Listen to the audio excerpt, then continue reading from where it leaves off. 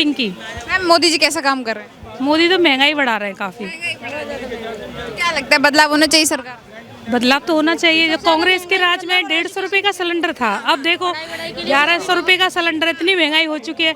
कम से कम केजरीवाल की सरकार ने हमें लाइट का बिल भी काफ़ी कम है, यूनिटेक कम है लाइट के बिल से, और बसों में भी आने जाने का काफ़ी, और रोड वगैरह पानी का भी। बदलाव करके आप किसकी सरकार चाहते हैं कि अगर बदलाव हो तो किसकी सरकार बने? कांग्रेस की। कांग्रेस आनी चाहिए। कांग्रेस आनी चाहिए हमारे लिए, महिलाओं के लिए तो। कांग्रेस के टाइम में ये सारी महंगाई बेरोजगारी बहुत कम थी। नौकरियां थी काफ़ी अच्छी, सरकारी नौकरियां थी। अब नौकरियां वगैरह कुछ नहीं है, काफ़ी डोल रहे हैं, पढ़े लिखे डोल रहे नहीं हुआ, युवा यूँ घूम रहे हैं।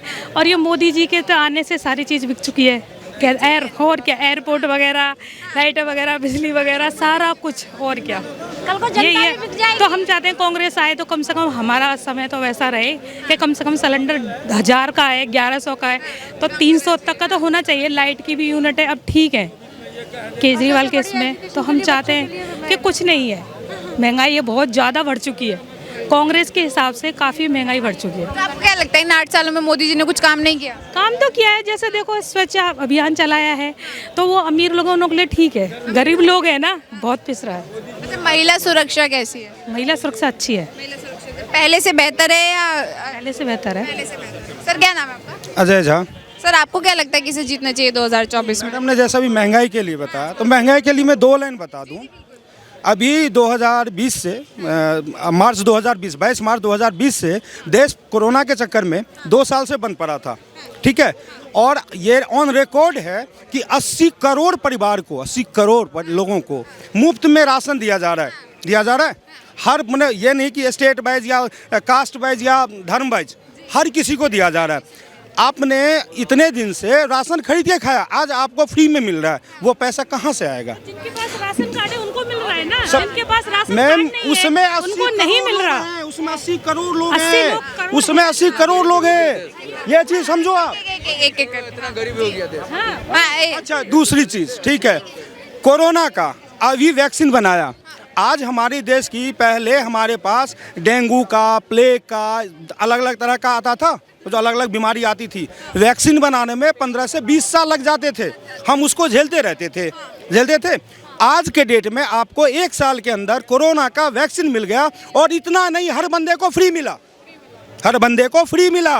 पहला डोज, दूसरा डोज और बूस्टर डोज, तीनों डोज फ्री मिला। साथ में आज हमारी ये ताकत है कि कोरोना वैक्सीन हम एक्सपोर्ट कर रहे हैं दूसरे देशों में, वो पावर नहीं है हमारी, ठीक है। आज के डेट में जो बाइडन आता है ना, तो मोदी से पूछना आता है, सर कैसे हो? कभी ये होता था कि ये मनमोहन सिंह होते थे, ठीक है जी, अंदर है ये। आज के डेट में श्रीलंका का हो, भूटान का हो, पाकिस्तान रोड है इंडिया के पास। आज पाकिस्तान रोड है इंडिया के पास कि हमें खाने के लिए दाना दो, खाना नहीं है मेरे पास, और हमारे मोदी जी 80 करोड़ लोगों को फ्री में बांट रहे हैं। ये पावर है उनकी, ये बाकी ये पावर है उनकी। अच्छा, ये महंगाई पे हुआ, और क्या बोला था मैडम, और बताओ आप क्या पूछ रहे? मैम कह रही है कि युवाओं के लिए रोजगार खत्म कर दिया। एक्चुअली जब हाँ, मैं सुन सुन लीजिए आप बुजुर्गों के लिए 33% रेलवे से खत्म कर दिया। नहीं, बिल्कुल मैं कह रहा हूँ।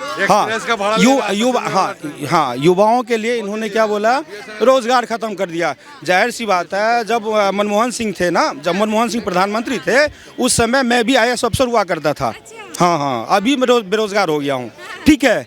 अब सबसे बड़ी बात है स्किल डेवलपमेंट। मोदी जी ने क्या बोला, स्किल डेवलपमेंट, और इसलिए उसने क्या किया, मेक इन इंडिया।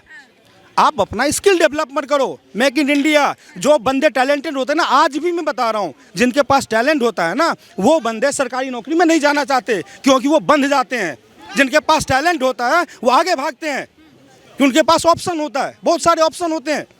आप उस चीज़ को अनुमान करो ना, सरकार की जो बात है। अच्छा, मैम ने एक और बात कही कि जो है देश बेच दिया, लाल किला बेच दिया, सब कुछ प्राइवेट। बस एक चीज़ मैं इस पे पॉइंट बोलूँगा। हाँ, बहुत लोगों के दिमाग में इन अपोनेंट ने ये डाल दिया है कि उन्होंने मुंबई एयरपोर्ट बेच दिया अडानी को, और एक स्टेडियम हो गया अडानी के नाम से, ठीक है। आप उसका रिकॉर्ड उठा के देखिए, अडानी एयरपोर्ट का जो सेक्शन अडानी के नाम से है ना, वो कांग्रेस सरकार ने उसका परसेंटेज बेचा था विदेशों को, जिसको अडानी ने विदेशी से खरीदा और अपना नाम करवाया। गलत क्या भाई, गलत क्या करवाया भाई? विदेशों से खरीदा, अपना नाम करवाया। वो गलत क्या किया उसमें? उन्होंने सरकार का कोई भी चीज़ नहीं खरीदा है। जो विदेशी कंपनी को बेचा हुआ था मनमोहन सिंह ने, उसको खरीदा है। ये हमारे लिए गर्व की बात है कि विदेश की चीज़ें खरीद के हम दोबारा उसको लाए अपने पास। अच्छा, लाल किला बेच दिया कह रहे हैं। एक यार लाल किला पे एक मिनट बताऊं। लाल किला पे पहले क्या था कि लाल किला की मेंटेनेंस के लिए पर महीने गवर्नमेंट को 5 करोड़ रुपया देना पड़ता था मेंटेनेंस के लिए। आज इन्होंने जिस मेंटेनेंस कंपनी को दे दिया है वो पर महीने पर ईयर गवर्नमेंट को 50 करोड़ रुपया दे रही है। अब इनकम है कि खर्चा है, ये बताओ। अच्छा, क्या लगता है कि विपक्ष में कोई नेता है जो मोदी जी को टक्कर दे सके? हाँ क्या लगता है विपक्ष में कोई नेता है जो मोदी जी को बराबर की टक्कर दे सके? भाई सीधा सा बात है, सूर्य जी की तुलना आप हमसे नहीं कर सकते हो। हाँ, तो मोदी जी की तुलना आम नेता से कर ही नहीं सकते हम। आम नेता कैसे? अच्छा, राहुल गांधी आम नेता कैसे हो गए? वो तो उनकी पार्टी ने तो 70 साल मैं बताता हूँ, राहुल गांधी बहुत अच्छे नेता हैं, बहुत एजुकेटेड हैं, बस उसके कम्युनिकेटर जो है ना वो पागल है। मोदी जी को इस सत्ता में आना, तो ऐसा क्यों लगता है आपको कि जो देश हित है सिर्फ मोदी जी कर सकते हैं बेहतर तरीके से?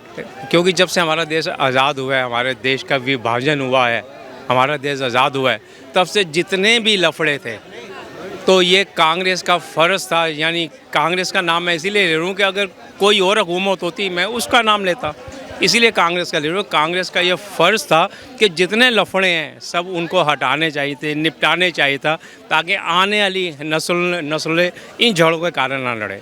तो अब मोदी जी ने ये सारे झगड़े 75 साल के जो हिंदू मुसलमान सिख ईसाई यहाँ देश के A to Z जो भी लफड़े थे उन्होंने ये मिटाए हैं, ताकि अभी तो ज़रूर लफड़े हो रहे हैं, अभी आपको दिख रहा है सब नाराज़ है, मगर आने वाली जो नस्लों के आगे ये कुछ भी नहीं होगा, ये झगड़े होंगे ही नहीं, क्योंकि हमारे मोदी जी निपटा रहे हैं जो कि निपटाने बहुत ज़रूरी है। कहते हैं कि अगर घर का झगड़ा बड़े ना निपटाएं, अब बड़े ना निपटाएं वो छोटों पे आ जाते हैं, फिर छोटों में मारामारी होती है, फिर आगे आगे झगड़े बढ़ जाते हैं। इसलिए बड़े समझदार होते हैं, वो अपने होते हुए सारे झगड़े निपटाते। तो मोदी जी सब झगड़े निपटा रहे हैं देश के, जो कि निपटने भी चाहिए, जो कि सबके हित के लिए है। राहुल गांधी जी भारत जोड़ो यात्रा निकाल रहे हैं वापस वर्चस्व में आने के लिए, क्या लगता है आप आएंगे? नहीं, देखिए राहुल गांधी जी तो गलत नहीं कर रहे हैं। अगर आप ध्यान से सोचें, ये लोग समझ नहीं पा रहे कि राहुल गांधी जी, क्योंकि वो जानते हैं कि हमारे बाप दादाओं ने, कांग्रेस ने जो भारत को तोड़ा है, जब से सत्ता पर बैठे हैं उनकी कांग्रेस ने, उनके यानी बाप दादाओं ने जिस भारत को तोड़ा है, उन्हें एहसास हुआ है, उन्हें ये याद हुआ है कि यार हिंदुओं का विरोध हुआ है और भारत को तोड़ा है, सब हिंदू मुसलमान सिख ईसाई सब में नफरत हुई है। अब ये कांग्रेस को बचाना है तो अब इसको यात्रा पे निकलना पड़ेगा। वो भारत जोड़ो यात्रा अपने बाप दादों ने जो तोड़ा है, बाप दादों ने जिस भारत को तोड़ा था, अब उसको वो जोड़ने की यात्रा के निकले, ना कि किसी ने तोड़ा है। राहुल गांधी अपनी बातों को जनता तक पहुंचाने में असमर्थ हैं आपके हिसाब से, मतलब ठीक तरीके से पहुंचा नहीं पाते? हाँ, ये आपने बहुत ही अच्छा सवाल किया है।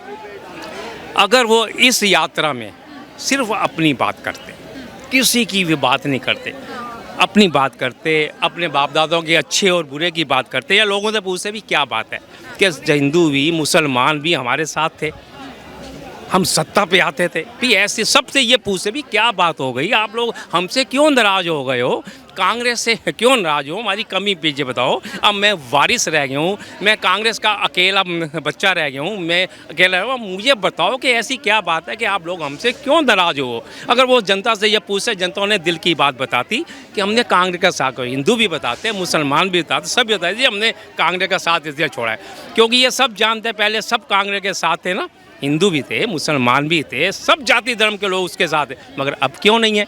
उसे ये सवाल अगर पूछते तो उन लोग बताते जी ये कारण है जो हमने आपका दामन छोड़ा है, तो वो उनको ये मौका मिलता, अपने आप को सुधारने का मौका मिलता, तो वो अपने आप को सुधारते और आने वाले समय में प्रधानमंत्री भी बन जाते।